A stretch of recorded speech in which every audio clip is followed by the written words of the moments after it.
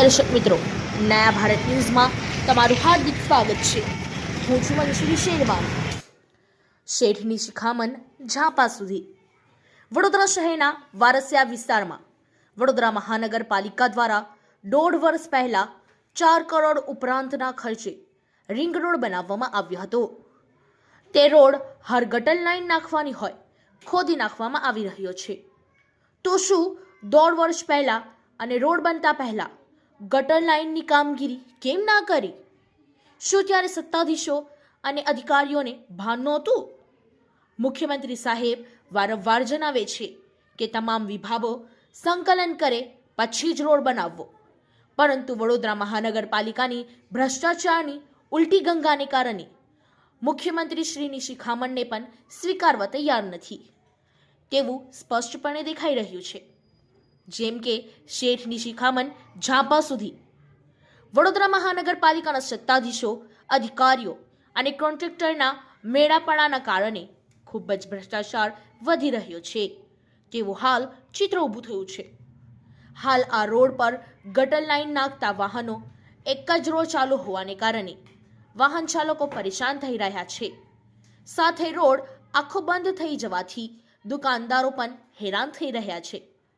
સામાજિક કાર્યકર અતુલ ગામેચીએ વધુમાં વધુ જણાવ્યું છે કે એકવાર રોડ ખોદાઈ જાય પછી રોડની વેલિડિટી પૂરી થઈ જતી હોય છે, ત્યારે હવે આ ગટર લાઈન નાખવાથી નવેસરથી રોડ બનાવી રાજકારણીઓ, અધિકારીઓ ભ્રષ્ટાચારને વેગ આપી રહ્યા છે તેવું સ્પષ્ટ ફલિત થાય છે। વડોદરા મહાનગરપાલિકાના સત્તાધીશો અને અધિકારીઓને જનતાના વેરાના નાણાંનો સાચો અને સારો ઉપયોગ કરવાની માંગ સામાજિક કાર્યકર અતુલ ગામેચી દ્વારા કરવામાં આવી છે। Bureau report Rafikbhai Shaikh. Road વાળાનું આવું છે કે આપણું ડ્રેનેજ વાળાનું કામ છે, એટલે ડ્રેનેજ વાળો એ ખાલી પેલું ગામડું પૂર્યા શું કરે ઓનલાઈન કર્યા એમાં ધમક જવાનું